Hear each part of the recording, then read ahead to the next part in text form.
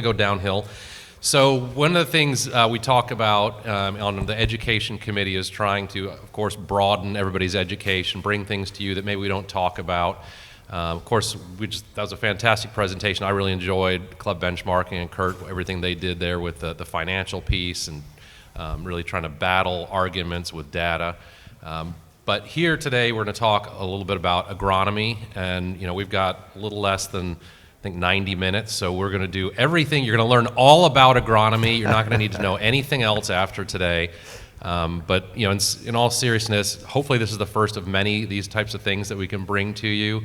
I think we could grab 4 people from the agronomy world and bring in another today and bring in another 4 tomorrow, and you'd get something different. I've got about 20 questions that I've got for them, but I don't even know if we're going to get a third of the way through it. This is very free form, so part of the reason I'm turned looking at all of you is because I want to see if there's questions that come up.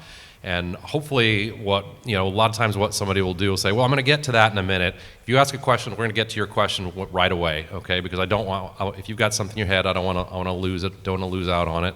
But we've got a great panel up here today. I'm going to let them introduce themselves a little bit, tell you about their background, their club, kind of the size of their club, a little about their organization, and then we'll start to cook. All right? Jason, you want to take us away? Sure. Yeah, thanks for having me, Rob. Really appreciate it. My name's Jason Bagwell. I'm the Director of Golf Course Maintenance at Glen Eagles Country Club in Delray Beach. It's a 36-hole facility. We have 1,082 homes, and we have 1,082 memberships. 800 of those which are golf memberships. We also have tennis and pickleball and lots of new things coming. A little bit of history. I'm a 25-year golf course superintendent. I'm the current president of the Palm Beach Golf Course Superintendents Association, and looking forward to get started with the questions. Mark? Is this thing on? Yes. Hello, everybody. Thank you for having me. Hello, fellow Royal Palmers. My name is Mark Stevens. I'm the Director of Agronomy at Royal Palm Yacht and Country Club in Boca Raton. We're an 18-hole country club in East Boca Raton, right on the Intercoastal, and 390 members. First originated in 1959. It's been redone a few times. This last time was last summer, another Jack Nicklaus Signature Series renovation that we just went through. Just reopened January 30th. I should add to Mark, he's talking about, we do have 390 members. We actually have about another 145 members who are social members who, when the golf course is in good shape or they see it brown, they're almost as interested as the golfers are in the golf course conditions. And then we'll maybe touch on croquet a little bit, but we have a lot of non-golfers that are interested. Croquet falls under Mark. And some of you might have seen, as you drive into PJ National here too, some great croquet facilities. Just a lot of things we could talk about there. We might skip that today, though. Go ahead, Eric. All right, good afternoon. My name is Eric Von Hoffen. I'm currently the Chief Operating Officer at Mountain Lake up in Lake Wales. I'm a 20-year plant psychologist, former superintendent. Everybody laugh. Okay, little laugh there. When you see the superintendents walking around, when you guys are checking on dinner and everything, the superintendent is actually talking to that grass, okay? So that's part of the psychology part of it. But most recently, I've been general manager now for about 7-8 years at different clubs. And I was at Riviera for 10 years, did some massive renovations and plans there. I ran Doral, PGA West, some different multi-course places around the country. Mountain Lake, if you haven't been there, I had dinner last night at Ibis, and there was a few people that still don't know where Mountain Lake is, and I don't know if that's a good thing or bad thing. Still, after 105 years, that Mountain Lake is still a mystery in Central Florida, but it is a Central Florida Seth Rayner golf course. We have 108 members. We're open November through April, and that's it. Just a one-of-a-kind design. We do have wonderful croquet facilities, so we can talk about that. But just a really unique property, and it's great to be here, and it's all yours. Perfect. Hi, everyone. My name is Brian Burney. I'm the certified golf course superintendent at the Everglades Club in Palm Beach. It's another Seth Rayner design from 1919. The whole property, including the clubhouse and golf course, is only 85 acres. We do have an 18-hole golf course. It stretches out to about 6,000 yards, so it's a little shorter, but pretty common for the island. I've been there for 5 years. Just some things about the club. We're got a renovation coming up next summer, 2025, so we've been busy planning and getting ready for that. We do have a team of about 25 in our golf course maintenance department, including myself, 2 assistants, a foreman, an irrigation technician, administrative assistant, a couple mechanics, and the rest are equipment operators and laborers.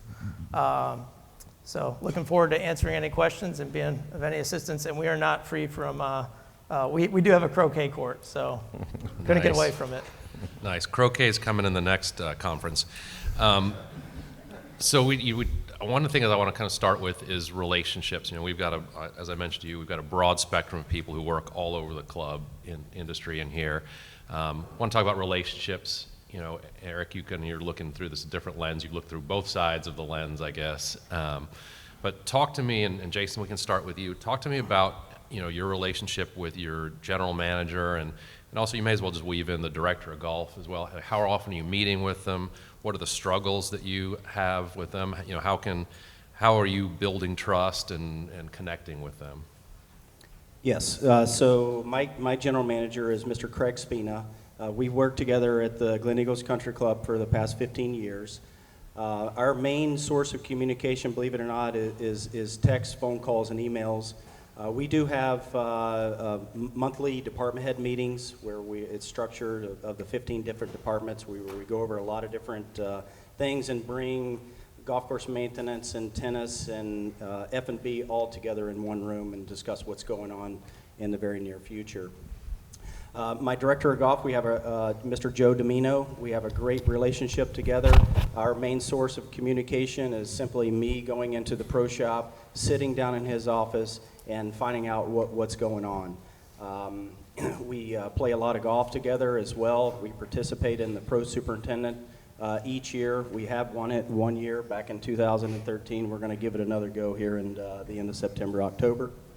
But I think it's very important to be able to communicate and make sure that all the departments are your friends, and no one is invisible, and be in the forefront and make sure they know what you're doing out on the golf course. And I think it's very important to be extremely user friendly from the superintendent. If your first tee time is 7:46 and the director of golf says, "Hey, can I have that 7:30 tee time?"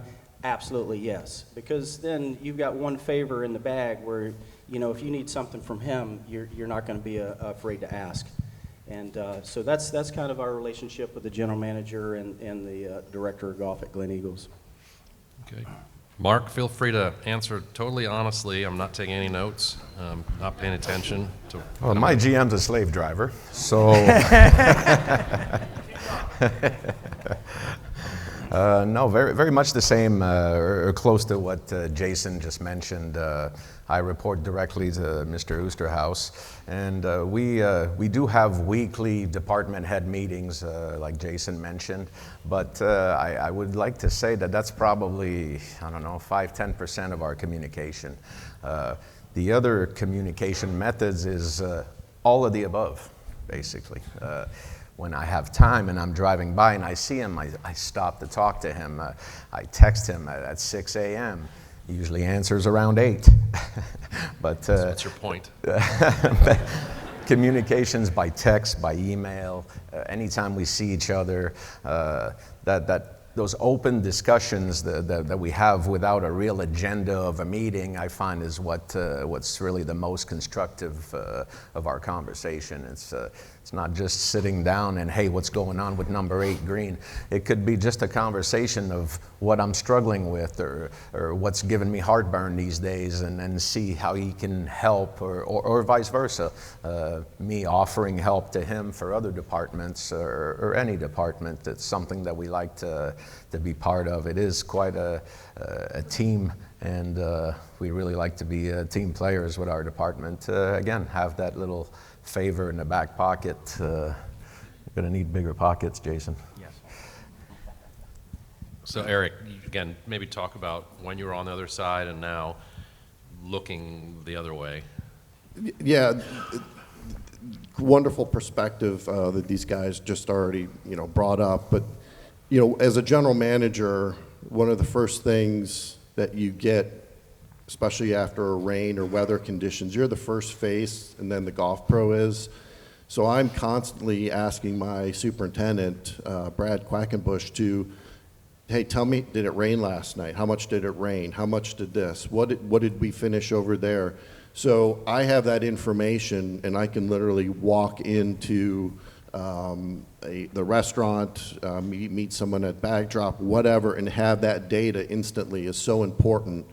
And it comes right from the superintendent. And that's just so powerful. Everybody's on the same page. Everybody knows. The golf shop knows. And it gives wonderful transparency for the operation. So it's a big tool to use. Brian, I know you've gone through I'm just going to call it transition. I don't even know what other word to use, some challenges up there. But I mean, maybe talk a little bit more about the director of golf, or just talk about your history with GMs and director of golf. Yeah, so our general manager of 22 years, for those who don't know, passed away on June 20th. And it was very challenging for us as a club as a whole. Me especially, I mean, I speak for most of the department heads who had a great relationship with Scott Lassay. He was very supportive of everything that we did, and that was his, he didn't know necessarily everything about agronomy, and he didn't pretend to. He just tried to support us in what we were doing and seek the answers that he needed. I think, so what we do is for communication, we have a monthly department head meeting. Like Mark said, that attributed a very small percentage of the actual communication, most of it being in person, just in passing. Occasionally we would go for rides on the golf course. With the director of golf, Logan Careless, Logan and I have a great relationship. We see each other almost every day that we're there both together. And whether I'm, like Jason alluded to, we'll just stop in his office and see what's going on and just get on the same page. I think the important thing for the general manager and the director of golf is that the communication, because they are on the front lines, is that the communication is transparent. So everything that I would say to the membership is I need to make sure that that verbiage that's coming from them to the members we're on the same page. And that's the biggest thing. I'm a big believer in going for rides and showing and telling exactly what we're doing, why we're doing it, and making sure both of those figures are very much involved and know exactly what we're doing. Okay, thanks everybody. Jason, you were talking about the meetings. Mark, you were talking about some of the meetings you had. Starting with you, Jason, what's the importance of getting out in the field with a director of golf, with a GM? What's the importance of you all playing golf, them playing golf, even understanding? And again, I know we have this conversation with a few people here who aren't golfers or trying to get a little more into playing and understanding it. Is that important, or is it not as important, or what level do you put it on that? Yes, so I really feel that our director of golf and the entire pro shop is our gatekeeper for the golf course maintenance staff. If we have to continue to load them up with information, because they're the ones that are answering all the questions, and you want to make sure that they're conveying the correct information. Whatever the case may be, why are the fairways cut down so low? Well, I want to make sure that he is accurately able to answer that. Well, we just got through with some cultural practices. We did some verticutting, and we kind of lowered the mowers down. The lie is kind of tight right now, but it will, improve over the next couple of weeks. So, and the general manager as well. They're your gatekeeper in the dining areas and in the evening lounge. If they can answer the questions right then and there, that is definitely takes a lot of load off of me. And I just want to make sure that if anything changes out on either of the golf courses and or the common areas, I want to make sure he knows about it. And so he can answer those questions directly. It is very common for him to be in front of a member at a table and him send me a quick text. He's like, hey, what's going on with the bulkhead on number 3? This is when, before our renovation, we had some bulkheads collapse. Well, I want to make sure that he's able to answer that question. If it's not, I want him to know that he can get a hold of me right away. Don't let anything fester, because if one person gets the information wrong and he tells the neighbor, and by the time it goes all the way around, the subject's not even the same anymore. So being abreast of what's going on each day, making sure that we're giving them the accurate information so they can answer the questions, and just fill them full of information. How often are you playing your own course? I don't even really care to answer that question, because I don't like to play golf at where I work. I'm a member at a country club out in Wellington, and that's where I do my playing and join my friends. So we did a complete golf course renovation last summer, 2023. Kip Schulteis is the architect, complete $7 million project, and I haven't even played it yet. So not that if I was asked I haven't been asked, and therefore I haven't put any effort to do so. So I'm a little ashamed of saying that, but I kind of separate work and pleasure. It messes with my golf game. I'm constantly looking at other things, and I always want to try to beat this guy. He's one step ahead of me all the time, and I'll try to change that.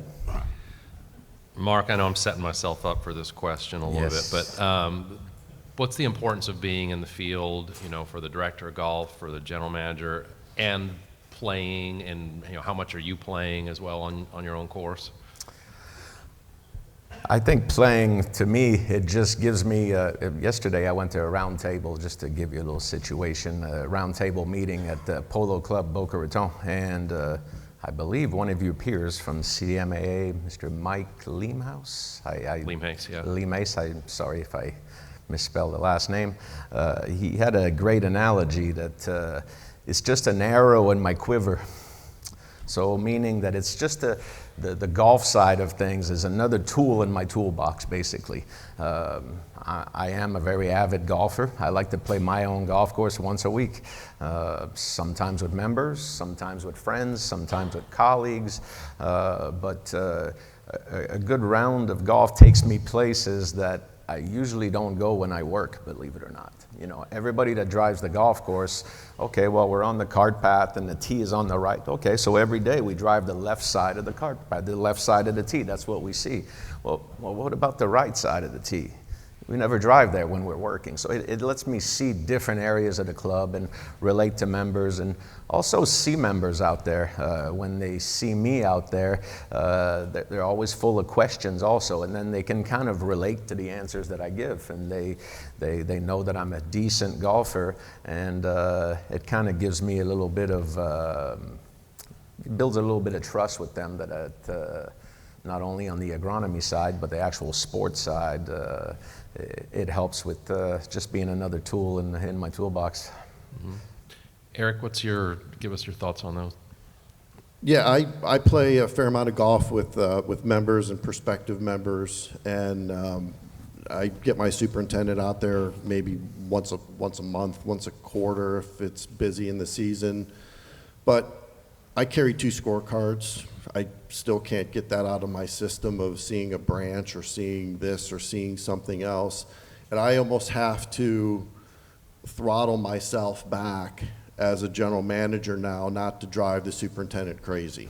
So if you're out there playing with a member, you're out there with a Greens chairman or a president, the last thing a superintendent wants is a phone call or a text message that is this long after he gets off the golf course, and it ruins the evening and it sets the tone for the rest of the week as there's a big issue. So I sort of break down, if it's like a major thing, I might handle it right away while I'm on the golf course. But you got to get out there as a general manager. You got to see what's happening, and you got to communicate with the superintendents over those type of issues, and that you do see out there that might be someone's pet peeve, that the markers are wrong, or there's something, no soap in the ball washer, or God knows what, and how that gets communicated back from a general manager to the superintendent. Just think twice about sending that message at 5. Maybe do it in a different way, or get in the golf course, in the golf cart with the superintendent and go look at that type of stuff on the golf course, and maybe even play with them. Yeah, I think the in-person ride-arounds are much better than getting a punch list of things to do following either a round of golf or just a course tour. But if you can go see them for yourselves with the general manager or director of golf, and you're making those notes as a superintendent yourself, at least I am, when I'm going around. I'm seeing, hopefully I'm seeing more than they are seeing, and that's the goal of this. And I'll bring stuff to their attention. Those ride-arounds are not to nitpick or anything, but to just make sure they're, like I mentioned before, make sure they understand the game plan. If there's any variances in what's going on from the game plan, that they get communicated on it right away.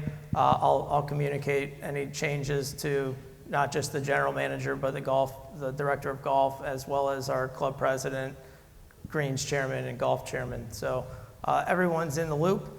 I don't try to hide anything. As far as playing golf, I'm a big believer in getting out there and playing in the golf course. I feel like being at a 75-acre property at the Everglades Club, and with 600 plus members in season, it can get quite crowded out there.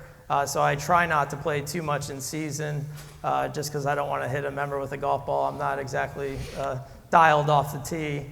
But I do like the idea of getting out there and playing. I will force myself to play. We have our golf committee meetings every one Wednesday a month in season, and then the golf chairman, the greens chairman, myself, and the director of golf will play that afternoon in the men's game. So that's a great way to kind of recap the day, and a good time to spend time together and get everyone's thoughts. So I definitely think playing your golf course is very important. I understand completely with what Jason's saying, as it's not so much playing golf and relaxing, it's work, 100%. And I think it definitely should be done, probably more than we'd like to do it. I definitely like to play somewhere else more. No, I think that's incredibly ironic too, because that's a thought that people have. It's like, well, you don't want members to see you play golf too much. And I want to say, do you think I'm having a good time out there? Like, I've never had fun at my work playing golf, not once. When you win money, it's more fun. But real quick, Rob, just not playing my golf course. Don't get me wrong. You open up my toolbox in the back of my cart, and it looks like a gun rack. I got a pitching wedge, a putter, a 7-iron. I've got 4 clubs in there, so I do play and pitch and chip, and so I'm very well at my golf course conditions. Absolutely. so you get out there and you like quality test some spots, and That's the luxury of being a golf course superintendent or director of golf maintenance. I can stop and hit a golf tee shot off whenever you want. Tee off anytime I want. Just drop a ball, and I'll play 3 up, and I can get a really good feel on how the courses play and the conditions, and obviously getting feedback from members. If they're saying the green's slow, I probably already know that and have a game plan in place to make sure we get those speeded up with top dressing and all those things that golfers typically don't like. We're going to get to, I've got a question I want to try and make sure they get to, for them to give you all their best advice, and really also something they wish you knew about golf maintenance. We'll circle back to that a little bit. But before we leave talking about, general managers and directors of golf, and I think you guys have given some really nice, thoughtful responses. Is there something that maybe, I don't want to say it's a struggle or a challenge, but maybe something that you keep revisiting a lot, where maybe there's, again, I don't want to lead the witness on the answer. Is there something that you really have to work hard with the directors of golf, the GMs, to get a message across or something? I'll just, real quick, I struggle with getting time to do maintenance, those maintenance Mondays, or maybe even a straight tee on Mondays, and that's something that I is a challenge for me to convince the director of golf and the greens chairman or the committee that I need time to do the maintenance, whether it's Monday morning or closing the tee early on a Tuesday, whatever the case may be. And I don't really get those times during the season, but I will say that I do get plenty of closure during the summertime. For cultural practices, we close both we rotate, it's 36 holes, so we close each course on 6-week intervals, so both golf courses get 12-week closure. So we only operate with one course. So they give me that, and then with me, giving respect back for the season, as I try to not disturb play whatsoever during the season. Mark, talk about, again, where things could be better. And again, I'm joking aside, please speak freely, challenges you've had, whether it's me, leaders, directors of golf, those types of people. Yeah, well, one of the challenges is that most of the time in most golf courses, we're in a world of our own. So most of the time you'll have the clubhouse and GM and CFO and HR director and food and beverage. Everybody's right there. They cross each other all day, every day, and can easily discuss with one another.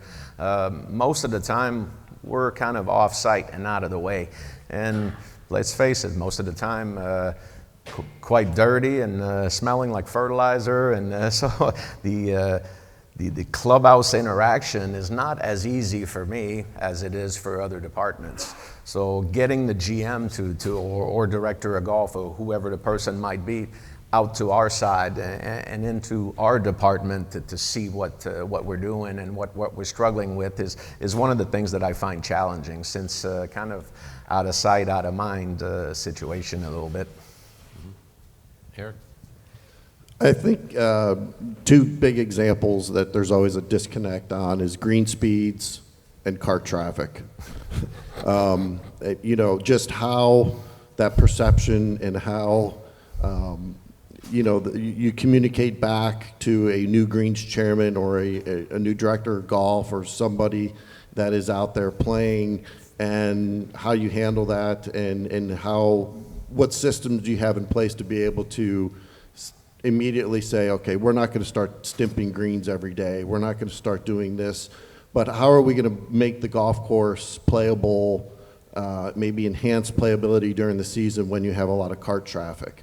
And, building little models and building, sometimes videos or things in the men's locker room and the ladies' locker room, and communicating those type of things helps tremendously. And then when a board president or green chairman, gets one of our ears and, hey, listen, we've already covered our bases, we've already communicated, you've already got this little public service announcement that's out there, and it works probably 90% of the time, and it tamps things down.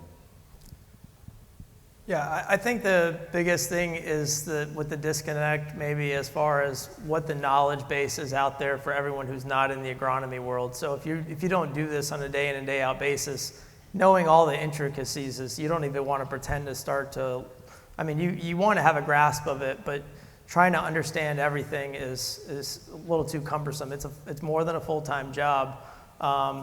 So I think understanding the need for summer cultural practices and the need for, or how the effects on the weather impacts the golf course. I think those things are just things that we need to educate. At least what I do is in our monthly golf committee meetings, I will provide some form of education depending on what's going on at the course at the time.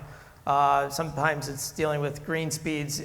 When the members up north leave their clubs in September, October, those are probably the best golfing conditions they have all season. And they come down here October, November to slower greens because we're trying to be conservative and maintaining plant health heading into season. People are like, what's going on? The greens were great up north. So and I have that in the back of my mind going into season, so we definitely try to do our best to make sure the greens are as smooth and true and everything's as good as possible. But that's that's one of the challenges, is just understanding the big picture, and that's a lot easier said than done. Yeah, I mean, this is why this panel could take, all 2 days if we wanted to. I mean, just talking about green speeds, you've got, I promise you, for those of you who aren't in the golf world, you've got members of your club that they judge the quality of your golf course by the green speed. And, Mark and I align on this, that green speed is not an indication of turf health or quality of the golf course or ease or difficulty of the course. But for some people, sometimes, for me, I think it's more of bragging rights. Like, they want to be able to say, your greens are 12.5 or our greens are 13.2. Like, these are the things. I mean, but to me, I also, my comeback, I think there's great anecdotes throughout golf. Augusta National's been top 3 in the world forever. And they won't release, they've terminated announcers who've asked about green speeds. I think actually my dad got threatened one year asking about green speeds. They don't talk about green speeds. They've recognized that that's not an indication of anything as far as success goes. So yeah, great answers there. Mark, you also touched on a world of your own. I used to have a philosophy when I was in the resort world working in golf, that the further you were away from the GM's office, the less attention you got. So where you had, you might have a lot of your executives in some of the rooms division, and then food and beverage was a little further away, and then maybe housekeeping and engineering were down here, and then way over here was golf operations, and then in the back corner of that room was where golf maintenance was. And that was literally told you how much attention you got. And I think, we talk about this a lot, about how do we overcome that? How do we compensate for that lack of attention? How do you get to the team? We'll talk about teams in a second here. But it also makes me think of trying to make analogies, and I know we have a lot of people with food and beverage backgrounds in here.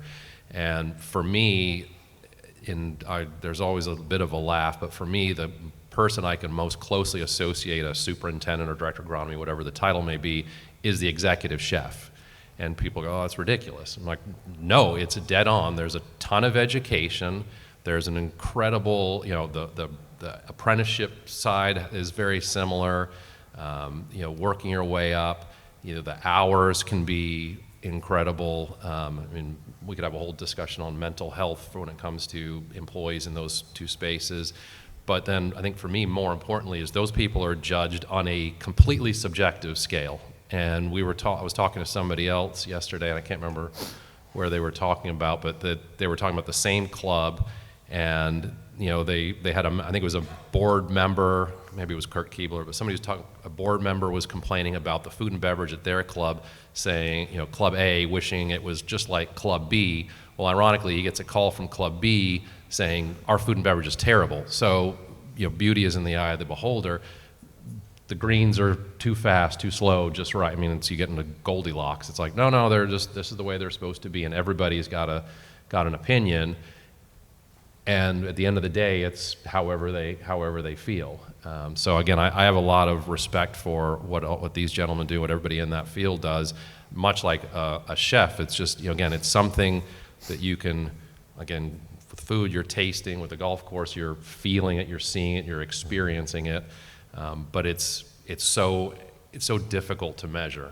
What are good greens? And again, I think we could talk. I don't even know what that is. You get to places in Scotland, and they've still got spots where they're barely mowing, or they have sheep still walking around chewing on grass, and people say these are good greens. Again, I don't know. You have so many turf grasses around the world, and Brian, that was a great example of people going from different. Not just my other club, which is bad enough when you're going from one part of Boca to the other part of Boca, but when you go from different major climates. I live in, I work at Royal Palm. I live in Parkland, and it's like, it looks like it's on the same latitude, but people say, well, why don't we do this at Parkland? Why don't we do that? And I said, we're in the Everglades. Like, have you not noticed? If you hit 2 slices off of number 15T, you're in the Everglades. So again, real challenges there, but again, I'd love to find a way to stop member feedback, but I haven't figured that out yet. So how are you, Jason, again, we'll go down the line, but how are you how are you getting feedback from the members? You know, and you can talk about it from, your boss. You can talk about it from the committee, the board, the members. But what are the avenues you're getting feedback, and what are you doing? I shouldn't say what are you doing with that feedback. More, how are you getting that feedback? How do you process it a little bit?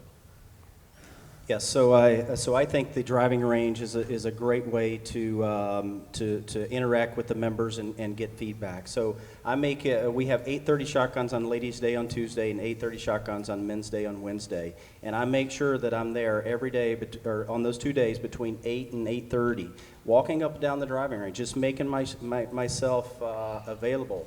And I'll get tons of questions. Sometimes I'll walk up and down and everybody act like they don't even know me, and that's usually a good sign where everything's okay. But then, during the summertime, we have a reciprocal program, and when you're filling all of your reciprocal tee times, you can probably think your course is in pretty good condition where people want to come and play you. So that's a good measure for me. Green speed and turf conditions, I see it like a seesaw. If the green speeds are 13 and really good, but everything is, and the fairways are kind of thin, and you got some bare areas and weeds everywhere, I don't think that's what the majority of the golfers are looking for. I think they're looking for the whole package. Let's give them pretty good greens, great fairways, not too difficult, rough, good groomed, manicured bunkers, and make sure that when they leave for the day, that was a very enjoyable round. And we have 800 golfing members. Not all 800 play. We have about 500 that are actually active, and everybody's at different skill levels. So, the typical way of thinking is you want to cater to the top 2 golfers in the country club. We have about 15 single-digit handicap members out of 800 golfing members, and so why would I cater to the 18 when they're not the only ones? Everybody pays the same dues. So let's make sure we can please as many of the folks as we can. Whenever we do trick out the greens and get them 12 and a half, and the men are, oh man, this is great, we love you, can we keep them like this all the time? And meanwhile, his wife comes around on the next Tuesday and be like, this is ridiculous. I mean, does the guy cutting the cups, does he have any idea what he's doing? He's putting them on hills and slopes, and so I think it's very important to figure out what your membership and try to please as many of them as you can, and try not to cater to just a specialty group just because they're vocal. So before we move on to how you get feedback, just show of hands, who knows how green speeds are calculated? Okay, that's about, keep them up.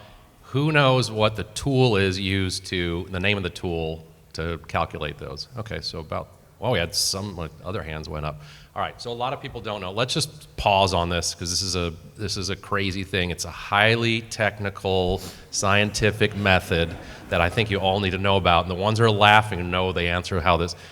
Eric, do you want to tell us how green speeds are calculated? Green speeds, yes. In lay terms, don't use the scientific terms. Okay, I got it. Message received. So there's actually a 3-foot aluminum bar that has a little trough in it, and you take 3 different golf balls. Sometimes you use all Titleist or Bridgestone or what have you, and you find a pretty much, I don't want to say over the top area to start your first initial test, okay? And you mark it. And some of it could be going uphill, some of it could be going downhill. And you mark it and you measure it. So you're measuring basically as you lift this stick, let's call it what it is, as you lift this and the ball rolls off, you're measuring how far the ball's rolling. And you do all 3 of them, you mark it, measure it, and then where they all stop, you measure it on the way back, okay? And the PGA Tour, when Tiger Woods was winning in every other weekend, the amount of data that was collected for the PGA Tour locker rooms, newsletters, media room, all these different things was all about green speed. So Tiger Woods would literally come into a tournament on a Monday, Tuesday, do a practice round, do an interview, and make a statement that says, well, the greens are a little bit wet, and hopefully they dry them up, or they seem a little slow. Hopefully the wind picks up this weekend, and that would send shock waves through the operation. And the PGA Tour had to literally start tracking all of this data. So they check the greens in the morning, they check the greens in the afternoon, and you did a senior event as well recently, and that has just bled through all of this. And then you hear in the simulcast about the green speed, and it all comes out of this little aluminum bar. But it's a good tool if you know how to use it. It's very visual. If you ever go out with a green committee, have the superintendent do a little test run, and before you do it, have your whole committee stand there on the green and say, what do you think the greens are at today? And hopefully your sharpshooter 2 handicap is in that committee, and he's the first one to say, I think they're 9, and they roll out at 11, and he never talks about green speed again. So I think it's continuing to be on everybody's, from a superintendent standpoint, especially from championship golf, on everybody's radar. Yeah, and 11 is just feet. That's an average of all the golf balls he's talking about. You measure how far they're rolling out, add them all up, divide by, if you use 6 balls, you're divided by 6, and that's your number. It's called a stimp meter. Again, the stimp meter, there's nothing metric about it other than the stick might be a meter long. It is. And Mr. Stimp invented it. I was to say, was it Stimp or Stimpson? I thought Stimpson was actually his full name. So yes. just Google it, stimp meter, use of a stimp meter. It's so stupid. But again, this is like literally what is a nightmare for these guys, and a nightmare for some of you who are in the GM roles, and you just. Anyway, to me it's kind of silly, but it's important that you do know that piece. So, Mark, talk about feedback a little bit. How you're getting feedback. Sure. Feedback's actually always a big part of my day, believe it or not. I try to get it everywhere I can. Very rarely are we going to have a meeting and sit down just for feedback. Because let's face it, first of all, most of the time when we have something that comes down from director of golf or GM, most of the time it's things that need to be addressed. It's never, oh my God, 2 members stopped me and the course looks so beautiful. It's very rarely that way. So in order to get that feedback, there's many places that like Jason mentioned, driving range a great place because multiple members all there at the same time, so easy to spark up conversations. Also, I find the beginning of any of my board meetings or Greens and Grounds Committee, we do 8:30 meetings. Well, most of them are usually there about 8:15, and I'm usually there early as well. Well, that's when I start, hey, when's the last time you played? What do you think of the golf course? How do you think the new bunkers are looking? Do you like those? And that's where, when I have a captive audience, try to get those questions out as much as I can. And again, playing with members as well. Like I say, I like to play. When I do play with members, that's a great time for some of the feedback. Might not always be the feedback I want, but it is feedback. So, how are you getting feedback about the golf course? When I was a superintendent at Riviera, I would probably have lunch 3 or 4 times a week at the Table of Knowledge, and Hold on, just like, if nobody knows what the table of knowledge, you might have heard it by the term I use, is the table of dis or misinformation, usually 180 degrees away from whatever the accurate stuff is. Thank you. Yep. That's exactly what it is. But I would know what NFL coach was interviewing with the Dolphins, or who was getting fired from the University of Miami as their football coach, because all the trustees were then there having lunch with me. But those times that you have with them in that setting, as a general manager, let your superintendent come and do that. They might not want to do that. There was times where I never wanted to go into that clubhouse and sit down and take it on the chin about something, but you have to.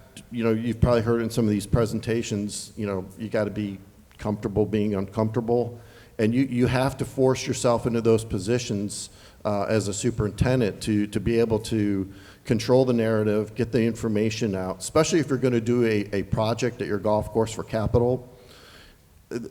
it should almost be mandatory that the superintendent or someone from the golf staff is camped out in that clubhouse just to be able to help either sell it, get the information out, challenges of it, and it's a different setting than just a quick hit on a cart path or something, or they're getting out of their car or they're whatever. But it takes the conversation again, it turns it down, and it's a great method to be able to have good dialogue. So going back to the point earlier, my dad was an executive chef. So I guess I picked the next best career, huh? I said I wasn't going to do that when I get older, but here I am. So as far as feedback, I tend to get it from the front lines, from the golf staff. I like what Jason said a lot. I definitely try to make myself visible before Ladies' Day, Men's Days, the events. And then I'll even go as far as we have a good caddy program. I'll talk to the caddies a lot because they're very much in tune with the golf course. They're seeing it a lot. So I've made good relationships with some of the caddies, and really the golf staff. The general manager will occasionally throw a few things at me, but that's generally my feedback. And I don't, in my couple years here as a head superintendent, I have yet to use the stimp meter. I own one, but I refuse because I'm adamantly against it. I'll take the putter out there and putt quite a bit. And I think just like a good superintendent, more often than not, I think is going to have a good golf IQ. So if you know what the golf course how it should play, no one's ever putted with a stimp meter. So. That's a great anecdote for those who don't know the Everglades Club. It's one of the most respected clubs in the area from a golf standpoint, and to be able to say like, well, I spoke to the guy over there and he doesn't even use it, like that. I mean, that's pretty meaningful. Before we get into talking about maybe working with committees or just any challenges there, any questions? Anybody want to jump in with anything? Ken. Mark, I see a lot of communication from you, especially regarding anniversary renovation of the golf course. The question for you guys is, how often do you communicate to your membership as a whole? Okay, sorry, keep going, Ken. I don't want to cut you off. I was going to tell everybody your question. Yeah. No, Ken's asking how often are we communicating to the great question, thank you. How often are we communicating to the membership? Are you talking about what you see him posting like on LinkedIn or things like that, or just? So Brian, you mentioned that your members up north are coming down, right? Completely different grass species. Why are the greens so slow? Are you guys communicating in advance to your membership on a regular cadence, like monthly or whatever you've got, verification for them? Why are you doing them? Oh my God, the golf course is perfect. Why are you tearing it up? Yeah, well, actually, great question. It was actually a topic of one of our last Greens and Grounds Committee meeting. Our chairman would like me to do communications monthly now. Of course, when there's things going on, we just did a full, complete renovation of the golf course.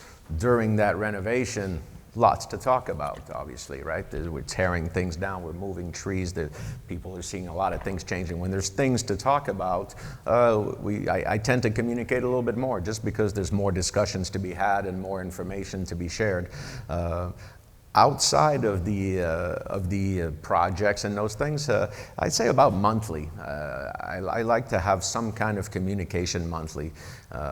I like making little videos of the projects that my guys are doing and the results we're getting, and kind of sharing that with the help of our marketing department. I kind of help to give him the raw data, and he helps me build little communication that we send out to members. Hey, here's what we did to the greens this month, or we're doing this, we're expecting these kind of results. Can't wait to see you folks come back. Just a little snippets every month like that.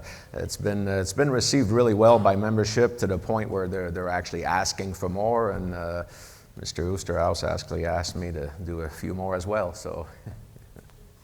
What about you, communications? How are you guys? Yeah, so at Glen Eagles, whenever we have big construction projects or whatever, we utilize our website and utilize YouTube videos.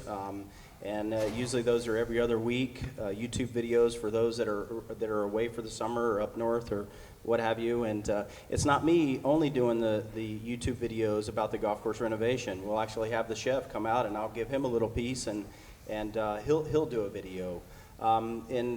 With regards to getting the entire membership together before season, we do host an annual golf membership meeting, which usually is somewhere between 250 and 450 people in a room like this. And so it kind of sets the stage. I'll do a nice report on what happened through the summer and what I foresee happening going into the season. My director of golf will do the same thing, and then we'll open it up for discussion, question and answers. Some years we get a lot of questions, and some year we hardly get any. So that's our way to communicate to the entire membership. We certainly use our website for all of those instantaneous things. We also have monthly bulletins that go out. But it's not all about golf. I'll have a little section in there, but it's more about the F&B and what's going on and or the social activities. So that's our way of communicating to such a large membership. Eric, how are you communicating golf? Yeah, at Mountain Lake, we have a strict no social media policy. So right there, our information flow gets cut in half on how we have to communicate. And we've had to do the videos. We redid our tees last year, and we produced these wonderful videos that Mountain Lake members around the world had never seen before. And I got that idea from when we redid Riviera, and we were pretty aggressive doing literally a video documentary of the construction. And we started out doing it every week, and then we were like, okay, do we go every 2 weeks? So then after about a month, we went 2 weeks, and I got my phone blown up with people. Did I miss the video? Where's the video? I didn't see the video. What happened with the video? So I turned into Steven Spielberg with the video production of it, and you're getting into a $9 or $10 or $12 million project, rebuilding the golf course. You have to have some type of documentary of the construction. And I spoke at the Club Builders Association annual meeting when this video was literally a timestamp of how the golf course was built. So if and when you go to any type of legal issue with the construction of it, you have a documentary of the whole project, from how the greens are built, irrigation, wet wells for the irrigation system, bunker construction, and all of that. So we would literally do these videos and have a meeting on Monday, and I had like a production team and said, okay, well, I want this done. We're going to be doing this. We're moving trees over here. We're doing this. And then we had 93 or 96 inches of rain that year, and everybody's like, oh, we don't want to put that on there. I'm like, oh, we absolutely want to tell the membership how much rain we've had, because it's going to cost them money on the project. And when I was speaking to those builders, and you could just see these guys that are just used to just knocking out projects, and they realized very quickly, like, oh, if I ever get sued, I'm going to have to do this. So it's just a wonderful way, if you guys get into a project or something like that, have to communicate. But at Mountain Lake, we do a monthly little email blast, and then we do a kick off the season, what we did for the summer. If you have an older member that doesn't want to open their email, we do a hard copy. We do 2 town halls for the membership in the fall and the spring before they go home, telling everybody what we're going to be working on.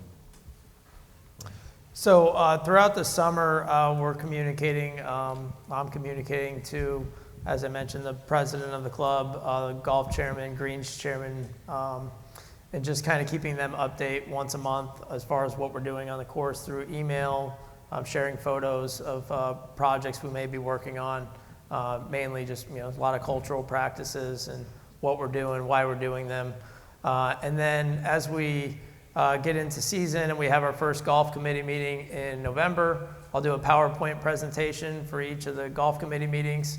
And after I present to the golf committee, we'll share that PowerPoint presentation on the membership app, on the club app, and so that's how they kind of see what's going on in the golf maintenance. We do a club newsletter once a month, and that's kind of just emphasizing all the good qualities of the golf course, the birds, the bees, the butterflies, all the positive Audubon sanctuary stuff that we do.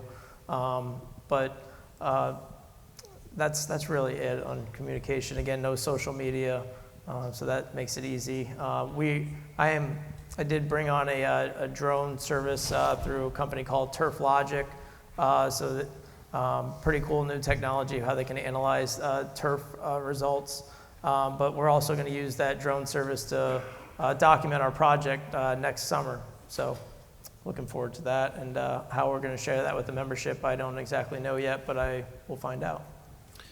Yeah, just to kind of add on to what Mark was saying, we do a hard copy newsletter, not quite every month, but I think we've talked about Mark enhancing what he's writing, because there are a few people that's the only way they consume our information. We've gone heavy into the videos. Mark, and actually we have a number of staff now, I think have their FAA license to fly drones, and we've done a lot of drone work. We'd use it for a number of things. Sometimes it's really to hit the guy who's up north to say, hey, guess what? Your course is in fantastic shape this time of year as well, because we've changed a lot of our maintenance practices. So we're trying to get across that, it's not like we're shut down. It's not like we're a swamp. We don't have aeration holes all over the place the whole summer. In fact, we're trying to use that footage and some of the videography to show how quickly our course has rebounded after our maintenance. Summer maintenance. We do use Instagram, although it's a private account. I think we're up to about a third of all of our members, adults, kids, are on our account. So again, another way to do it. The email blasts seem to work pretty well, especially when there's a video. They love to hear directly from the staff. And we've got a weekly golf email that goes out. So we're trying to train people that this day you look for golf, this day you look for dining, this day you look for youth activities. And I think one of the things one of you said, I think Eric, maybe you were saying it, you were talking about like the rains and how you message. I think it's even more important, while you want to message all the good stuff, make sure you're messaging the bad stuff too. Mark and I'll say I made a mistake a couple months ago now. I guess we had a couple holes that got hit. We had an irrigation issue, and basically we had some brown areas on a couple holes, and all of a sudden we had one member who brought out his agronomist who said we had a fungus and we didn't know what we were doing, and Mark said, I think it's going to be back in about 5 or 6 days, and Mark was wrong. It was back in about 9 days, but we probably said, it's fine, look at this, it's just water, I promise when there's more water on it, it will be fine. And again, it's not like all those people run back and say, hey, you guys were right, or I worried too much, or I shouldn't have brought that guy out here. And so I think it's the same as anything else. Just get ahead of the message as best as possible. Get your story out there, they're going to get their story out there. Great question, Ken. Thank you. Any other questions right now? We'll go on to the next. Dan. I'm just curious about the future of your position, and I know many of us in this room are worried about the future in our positions or our food and beverage positions, but I've heard a lot from different superintendents that think it's very dire right now in terms of the next generation of superintendents coming through. But with your experience, has it kind of been like that for a long time, or has it gotten worse? And what kind of things as an organization you guys are going to try to prevent that issue? Great question, Dan. Yeah, so future of these positions, I was going to ask that too, what's behind you? I know that, one of the things you'll hear from the Copland and Keeblers of the world is, it's not the number one positions they're having a tough time with, it's those number 2 and number 3 positions that nobody can seem to find. So talk about the future of your position, Jason. Yeah, so the futures of the position, it's definitely a struggle, and it starts at the bottom. It starts out with your laborers, those coming out of college, colleges not having a lot of turf students, and making sure that they're ready, available for the local areas. Currently, with the Palm Beach Golf Course Superintendents Association, we're trying to put that on our forefront and working with the Indian River Community College and trying to promote their turf programs, looking at some of the different avenues with online degrees, but it's very difficult to find staff, and it all starts at the bottom. I mean, I was just thinking about 25 years ago, where did I start? Well, I went to the University of Florida. I was working on a golf course. I was making $7.50 an hour.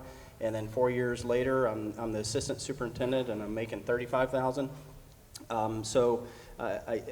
These young students, they have to be eager and they have to want it, and it seems to be getting better. Now, the life of a golf course superintendent 20 years ago was life expectancy was 5 years. 5 years, you're terminated, you're out to the next club. And not so much up in the northern parts of the country, because it seems like those superintendents hold their longevity 10, 15, 20 years. But I think the trend is changing with the golf course superintendents, life expectancy of their position. I think the average, if I had to guess, it's probably 10 plus now, and it's something that I'm certainly proud to be a part of a stable environment. So you're doing way better than GMs. Mark, what's your thoughts about the future? Yeah, no, it's definitely a great question. There's no doubt that it's difficult. The newer generation, it's changed, especially for our side of things. There's definitely a lot of outdoor physical work down here, South Florida, very, very hot all the time. It's a challenge for the younger generation to have that work ethic in these kind of environment and also enjoy it. Those are really far and few in between. So it's all about kind of help training them. That's where I tend to spend most of my efforts, is trying to put some passion into them.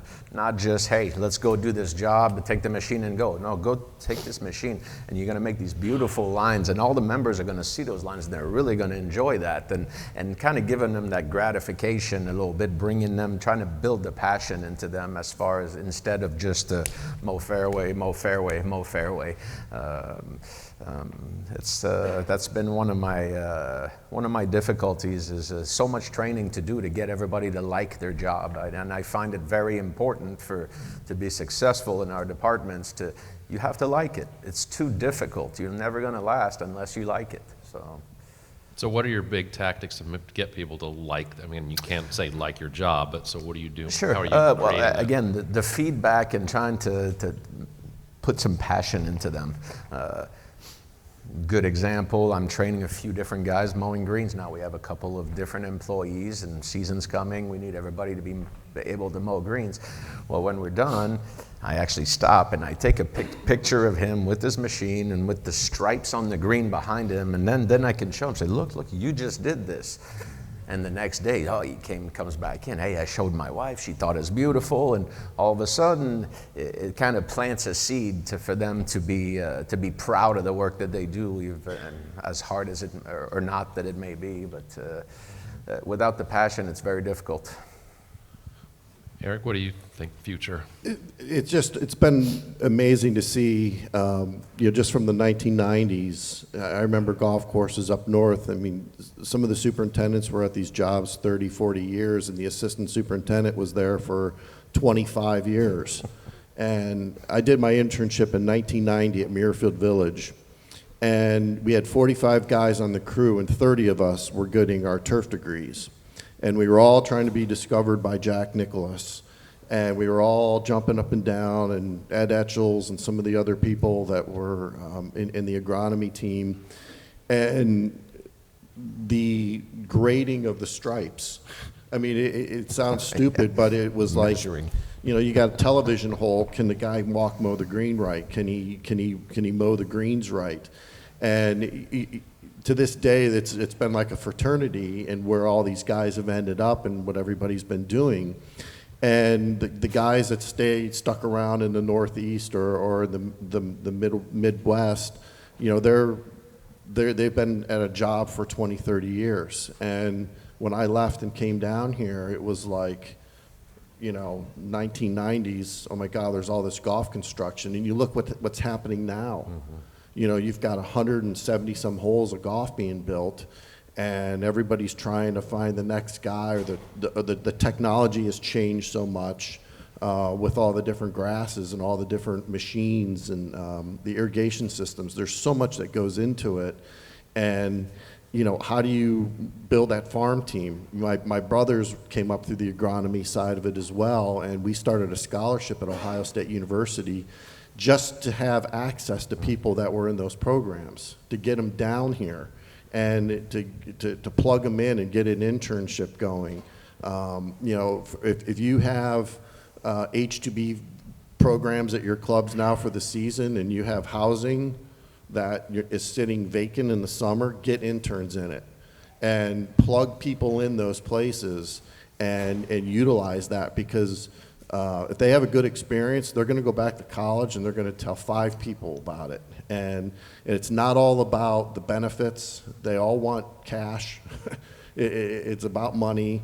And once you show that you're going to get this experience and you're going to learn from guys like this up here, you know, they're going to feel so validated on making that move that they're going to tell more people about it, and then the whole system happens, just like what it does with food and beverage. If you got a great service team for the season, they're going to want to come back for you next year.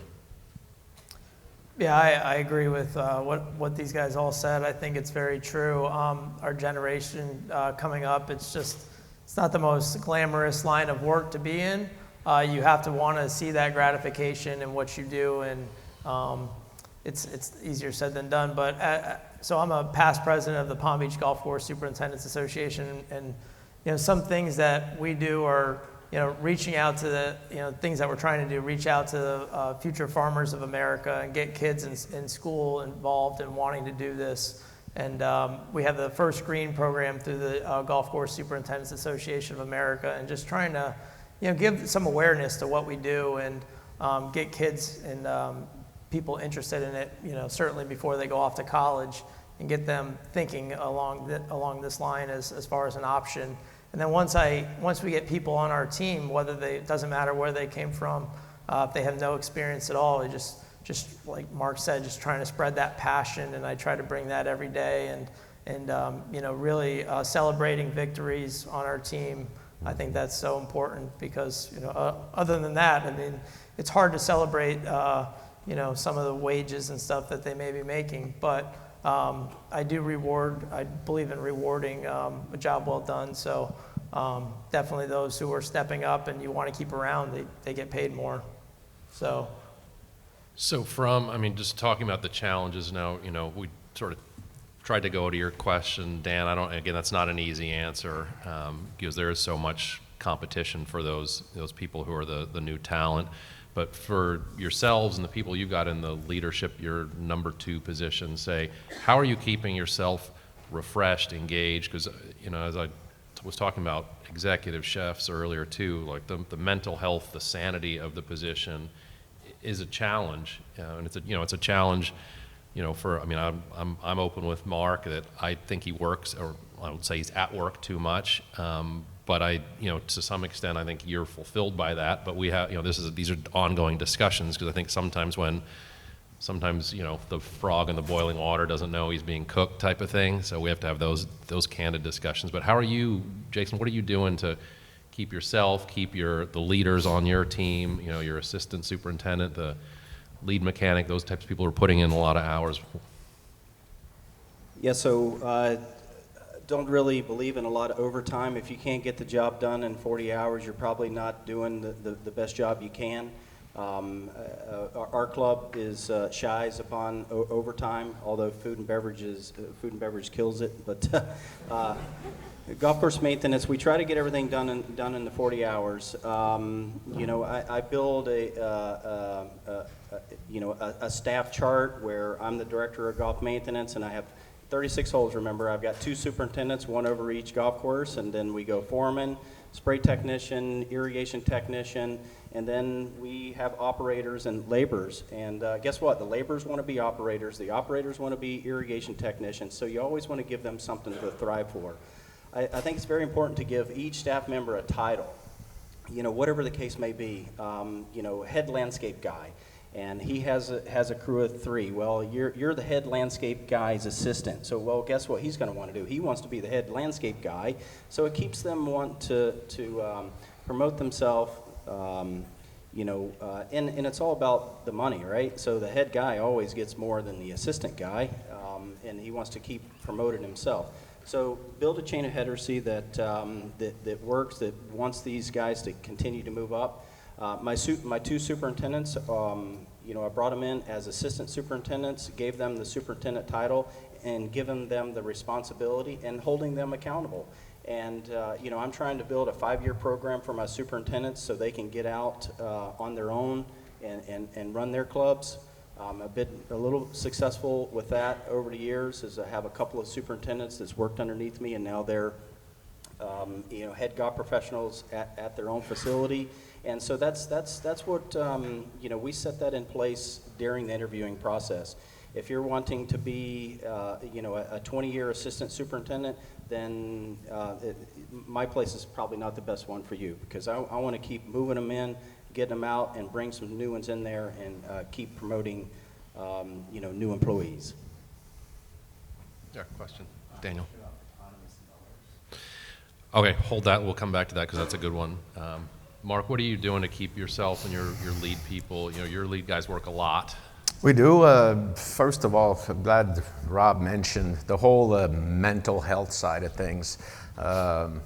He's not just saying that because he's in front of all of you. He's always reaching out to me. Hey, how are you doing? You working a lot? What's going on? When can you take some time off? And to me, it comes in spurts, right? We just went through a full golf course renovation. That's a very difficult time for a golf course superintendent. Obviously, it's been a lot of hours and a lot of things. Then season starts after that, and everything rolls into each other. But when the time is right, there's nothing wrong with taking a little bit of time off. And that's always the struggle, is when is the time going to be right? It's the happy median to when we can and when we should are not always the same time. So it's a constant battle, but the golf course never stops growing. Eric, when you were in the position and now your person, how are you keeping him or her? Yeah, again, 15, 20 years ago, it was always the golf course superintendent. Now you have a director of agronomy. And you have these different layers, and you have these different people that have been promoted. Sometimes you have 2 assistant superintendents. Then you have these different, support staff underneath that. And that's, when I ran Doral, we had to backfill a ton of positions because it was a cash for-profit business. And that was the only way I could recruit somebody, that in the PGA tournament. But you had to create and carve out these levels, knowing that, okay, this guy's going to come down from another club up north, and he doesn't want to make a lateral move, and he's going to get the title. That means the world to these guys, and it goes all the way down the deck, from the bunker, assistant to the spray technician, to all these things, and the spray technician. Not to go too long on this, but that guy, just like what Rob was saying about the chef, these guys write the prescriptions, okay? When that spray rig goes out there, these guys are the doctors. You have the spray technician, which is he's the anesthesiologist. He can kill the patient, or he can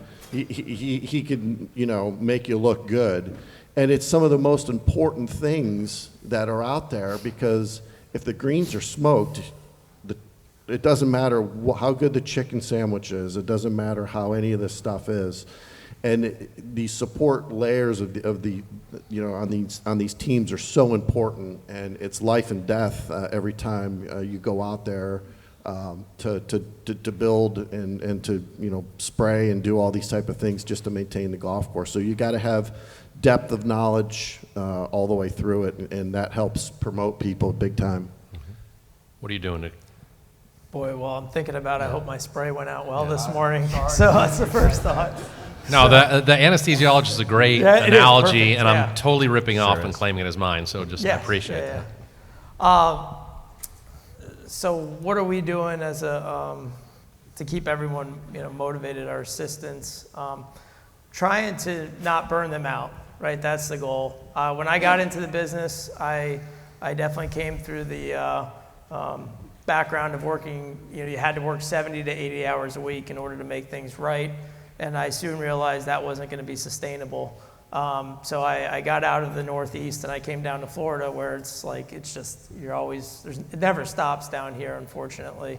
So there's really never a great time to take vacation. Just the week before you leave, the week after, a little hectic, kind of buttoning everything up. But I definitely make sure and it helps that I have a family now, and having them forces me to take time. And typically it is best, being in this head position, doing it in the summertime, generally earlier in the summer, so you have time to recover from anything potentially. But I have a good system now, so you have to understand your schedule as far as how you not being there is going to affect the operation. And to the best of my ability, I try to do it when it's going to be least impactful.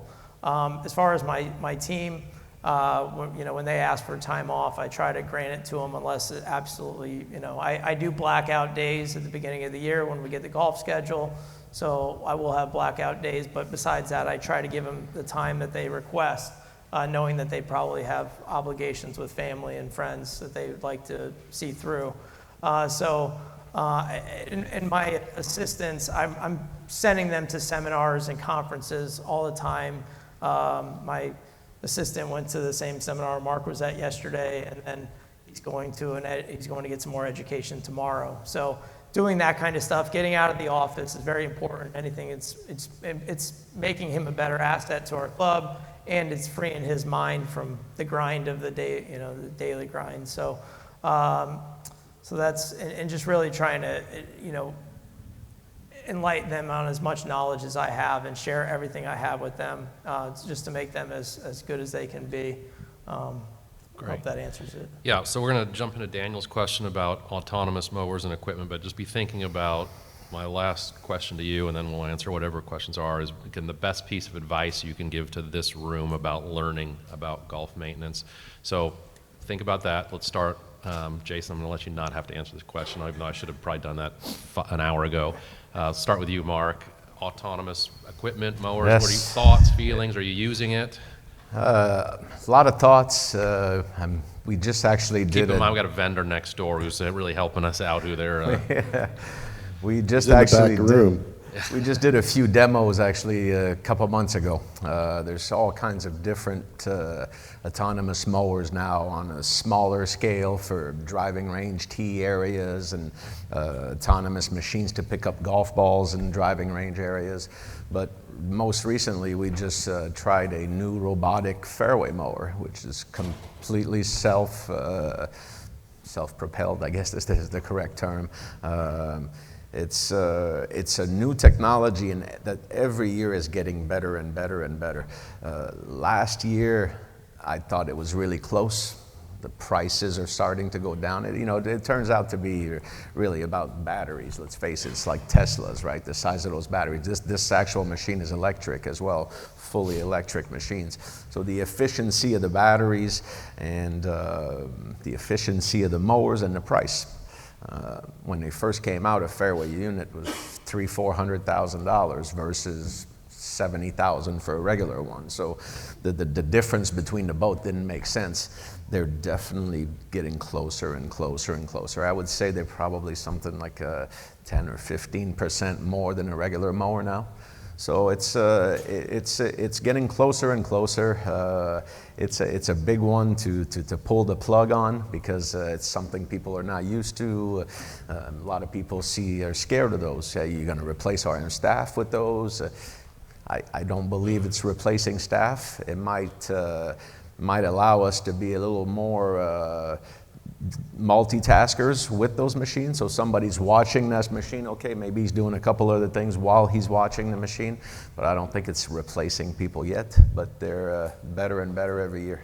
So that was one of my questions. You don't see it saving labor, you see it allowing you to reallocate labor. Correct. Okay. Correct, because, yeah. Eric, your thoughts on? Yeah, I think OSHA was still trying to negotiate the passing of these machines OSHA literally said, okay, that's great, you have a mower that can run itself, but they still wanted to have someone positioned on the hole to have eyesight on it. So did you really save in the labor? And I think, Billy, maybe I'm talking out of school here, but, I think that's, once they get over that hurdle of that, then that's a different conversation, and then you look at the price point on it. Ryan, are you using them, thinking about it? I did do an autonomous mower demo a few months ago as well, and I do think the technology's on its way. It'll be here before you know it, and it will save labor eventually. I think that's the goal. It has to. It's definitely not at that point yet, but it's coming, and it is the future. There's no question. Right now, we're using as much technology as we can to make the operation better. We're using GPS spray technology. So going back to the applicator who's the spray tech, he doesn't ever have to worry about overlapping. He might skip something still, but he's not going to spray the same thing twice. And in the case of spraying a herbicide application, that could be detrimental, over applying a product. So. I definitely think that technology will be there in the next few years. Again, I'll let Billy answer that question better than me. Jason, are you using anything? Autonomous mowers, no experience with it. I did attend a USGA seminar a couple weeks back, and one of their talks was all about autonomous mowers. It is something that is coming. So what they're telling us that some courses are starting out with one at the driving range, programming it, zoning it out just to mow the rough around. You still have to have ports and electricity for it to get to recharge. Most of them are running in the evening hours or at nighttime while everybody's asleep. And then they kind of told us a little bit about how other courses are using it. And so now there's a course in Ohio that's using 10, and then there's another guy that has almost 40 of them that are pretty much mowing the entire golf course. And these autonomous mowers, and there's a lot of different companies that are making them. Those are cool tats, man. Oh, for real. Thank you, bro. You see the Cobra? And what is this one? What's the one right there? These units are about as small as this little bitty table, something like this, and they're setting them out on the golf courses. It is not saving labor, what they're telling us, is somebody has to making sure they're not stuck on a piece of mulch or stuck on a side of a hill or whatever. But there are golf courses that have 30 and 40 of these things, and the golfers are playing around them. The membership know about them, and here, okay, watch out, here comes this thing, get your ball out of the way, or whatever the case may be. But it is definitely something way in the future. I look forward to venturing out on that when they are available to us here in South. Well, I'm sure they are available, but I don't know of anybody that are currently using them. Now the ball picker thing is quite interesting. It's a little bit larger a unit. It's autonomous ball picker. He's out on the driving range. It picks the balls. It has a bay where it drops the balls into this basket, and then the basket has a ball washing thing, and it spits it out into these things, and then someone comes and gets it and sets up the driving range. So the future is definitely here with these mowers and ball pickers and such, and I'm looking to learn more about them. Great. If I may, about the autonomous mowers too, one of the side to me that's really attractive, and it might be the case for some of you as well. We in Boca Raton have a noise ordinance, so we're not allowed to make a certain amount of noise decibel level until 7 a.m. in the morning. Well, with this mower that we tested, which is electric, it's completely quiet. So you could mow fairway starting at 3 in the morning if you want. So now all of a sudden I'm adding hours of operation, so that brings in something really interesting to us. It really brings a value to where, okay, hey, I can start, golfers start on number 1, my machine will be on 9 already in front. So there's many sides to it that are really exciting.